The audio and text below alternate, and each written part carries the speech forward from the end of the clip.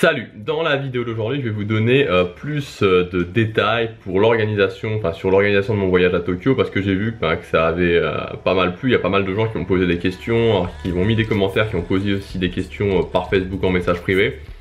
Donc je vais vous donner un tout petit peu plus de détails, parce que je compte justement bien organiser mon voyage à Tokyo, comme je vous conseille d'organiser votre voyage à Disneyland Paris en cliquant sur l'image qui est juste là, où je vous donne vraiment c'est une série de vidéos privées où vous avez vraiment un plan d'action qui va vous aider à payer moins cher votre réservation, à payer moins cher quand vous serez sur place et à gagner du temps sur les attractions.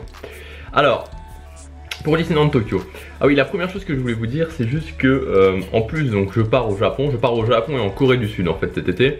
Donc le Disneyland Tokyo, je vais y rester pendant un tout petit moment pendant mon voyage. S'il y a des gens que ça intéresse d'avoir aussi, puisque je vais faire un vlog quotidien quand je serai en Corée du Sud, donc à Séoul, et quand je serai au Japon à Tokyo, je vais faire un vlog quotidien.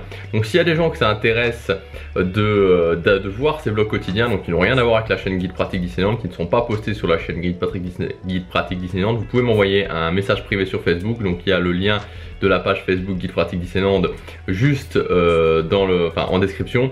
Vous m'envoyez un lien et je vous donnerai l'adresse où vous pourrez voir ces vlogs là si ça vous intéresse.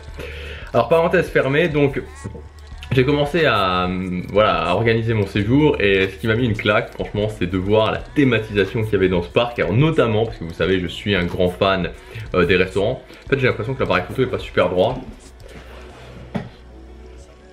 Bref, c'est pas grave. Donc je suis un grand fan des restaurants, et la thématisation, à Disneyland Paris, là, la thématisation des restaurants à Disneyland Tokyo, c'est juste un truc incroyable, quoi. C'est juste incroyable. Il y a certains fast-food, juste des fast-food, qui ont une thématisation qui est hallucinante. Donc il y a vraiment moyen de vivre, quand vous allez dans un fast-food, quand vous allez dans un buffet à volonté ou quand vous allez dans un restaurant, il y a vous vivez vraiment une expérience. Il y a notamment un restaurant où je vais aller qui a retenu mon attention, ça s'appelle le Magellan. Je crois qu'il est dans Disney Sea, et il a l'air vraiment super. Il y a aussi un restaurant qui a l'air assez populaire, qui est le restaurant de la Reine de Cœur, donc dans Alice au Pays des Merveilles, qui a l'air aussi super populaire, aussi vraiment bien. Je verrai, peut-être que je le ferai. Je pense que je vais faire 3, 4, 2 ou 3 restaurants, ouais, non, 2 restaurants et peut-être 2 fast-food, donc je verrai.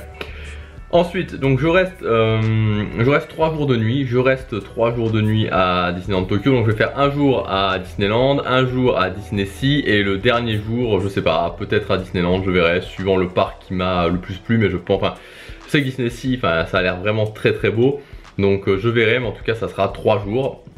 En termes d'hôtel, j'ai pas pris, comme je vous disais, j'ai pas pris un hôtel dans le resort, parce qu'il faut savoir en fait que le resort est beaucoup plus est assez étendu. Et il y a une ligne de métro aérien apparemment qui fait le tour, et qui fait le tour pour les hôtels du resort et aussi pour des hôtels. Alors je sais pas si c'est vraiment des hôtels partenaires, mais des hôtels qui sont en tout cas sur cette ligne de métro. Et moi j'ai pris donc l'hôtel, c'est le Sheraton Grand Bay, donc il a l'air d'être vraiment bien. Alors je sais que ça risque de me faire un petit passement au cœur parce qu'il n'y aura pas la magie Disney évidemment, et je suis vraiment fan de ça. Mais bon, ça coûtait, même dans l'hôtel le moins cher, ça coûtait 800 € pour les 2 nuits, 800 € pour 2 nuits, hein. Donc juste 2 nuits ça coûtait 800 €, donc c'était quand même beaucoup. Je trouvais que c'était trop cher. Il y a un moment donné où je suis fan de Disneyland, mais il y a un moment donné où ça ne se justifie pas en termes de prix, je trouve. Et donc voilà, je trouvais que c'était trop cher. En plus j'y suis jamais allé, donc je sais pas forcément ce que ça va donner. Donc j'ai pris cet hôtel là, et cet hôtel là, le Sheraton Grand Bay, pour 2 nuits ça me revient à 300 €, ce qui fait 150 € la nuit, donc ce qui équivaut à une sorte de Radisson Blu, on va dire, en France. Donc c'est c'est relativement bon marché. Alors ce que je voulais vous dire aussi pour conclure, c'est qu'il y aura 2 épisodes de vlog. Donc il y a 3 jours, mais j'aime bien ce format de faire 2 épisodes de vlog, parce que c'est assez, il y a un épisode plus long, sur un épisode qui reprendra 2 jours, ça sera un petit peu plus long. Mais voilà, je trouve, ça a bien fonctionné au printemps. J'ai vu qu'à Noël, quand j'ai fait un vlog à Disneyland Paris, il y avait eu, je l'avais fait sur 5 jours, c'était beaucoup trop long. Au printemps je l'ai fait sur 2 jours, ça me semblait bien. Et comme ça en plus ça me permet de moins filmer le dernier jour, parce qu'en général le dernier jour je suis un petit peu moins chaud pour filmer. Donc ça va être sympa. Donc comme je vous l'ai dit déjà dans la dernière vidéo, je ferai peut-être 1 ou 2 vidéos à Disneyland Tokyo quand je serai sur place pour vous montrer. Mais les vlogs sortiront fin août. Les vlogs sortiront fin août, même si mon séjour il est le 12, 13 et 14 juillet. Voilà, si vous avez des infos, évidemment, s'il y en a parmi vous qui suivent cette chaîne et qui sont déjà allés à Disneyland Tokyo et qui peuvent me donner des infos sur des choses à ne pas rater, sur des restaurants à ne pas rater, sur ce qu'ils ont aimé, ce qu'ils n'ont pas aimé, etc., etc., vous pouvez aussi me contacter, soit me le dire dans les commentaires, soit me contacter en message privé. Et n'oubliez pas, tous ceux qui veulent suivre mon vlog au Japon et en Corée du Sud peuvent me contacter sur Facebook dans les messages privés. On se retrouve très bientôt pour la prochaine vidéo. Salut!